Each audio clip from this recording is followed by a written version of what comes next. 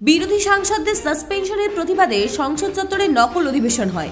মকরদ্বারে ধর্নায় যোগ দিয়ে রাজ্যসভার চেয়ারম্যান জগদীপ ধনকরকে নকল করে দেখিয়েছিলেন কল্যাণ বন্দ্যোপাধ্যায়, যা নিয়ে রাজ্যসভায় কড়া সমালোচনা করেন জগদীপ ধনকর। ধনকর রাজ্যসভায় বলেছিলেন যে তিনি ভিডিওটি দেখেছেন এবং গভীরভাবে বেদনার্ত হয়েছেন।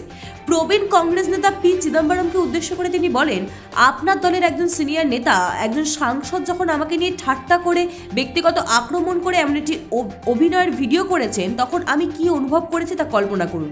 এবার এ নিয়ে তীব্র নিন্দা করলেন দেশের রাষ্ট্রপতি। এদিন এক্স হ্যান্ডেলে দ্রৌপদী মুর্মু লিখেছেন, সংসদ চত্বরে উপরাষ্ট্রপতিকে যেভাবে উপহাস করা হয়েছে তাতে আমি ব্যথিত। নির্বাচিত জনপ্রতিনিধিদের বাক স্বাধীনতা নিশ্চয়ই আছে, কিন্তু তাদের অভিব্যক্তি অবশ্যই মর্যাদা ও সৌজন্যপূর্ণ হওয়া উচিত। সেটাই সংসদীয় পরম্পরা, দেশের মানুষও সেটাই প্রত্যাশা করে। এই ঘটনার পরে প্রধানমন্ত্রী নরেন্দ্র মোদী উপরাষ্ট্রপতিকে ফোন করেন বলে জানা গিয়েছে। টুইট করে উপরাষ্ট্রমন্ত্রী লিখেছেন, প্রধানমন্ত্রী শ্রী নরেন্দ্র মোদীজির কাছ থেকে একটি টেলিফোন কল পেয়েছি। তিনি গতকাল পবিত্র সংসদ কমপ্লেক্সে কিছু মাননীয় সংসদ সদস্যের জঘন্য নাটকীয়তার জন্য গভীরভাবে বেদনা প্রকাশ করেছেন।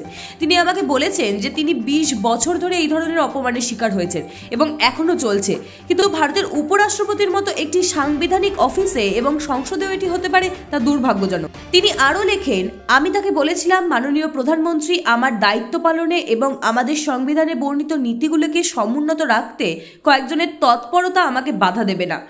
আমি আমার হৃদয়ের অন্তঃস্থল থেকে সেই মূল্যবোধের প্রতি প্রতিশ্রুতিবদ্ধ। কোনো অপমান আমাকে আমার পথ পরিবর্তন করতে পারবে না।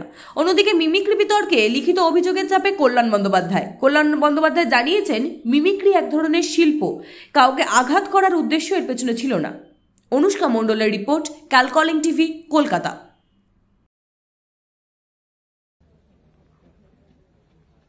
If he has taken on his shoulder, I'm really helpless.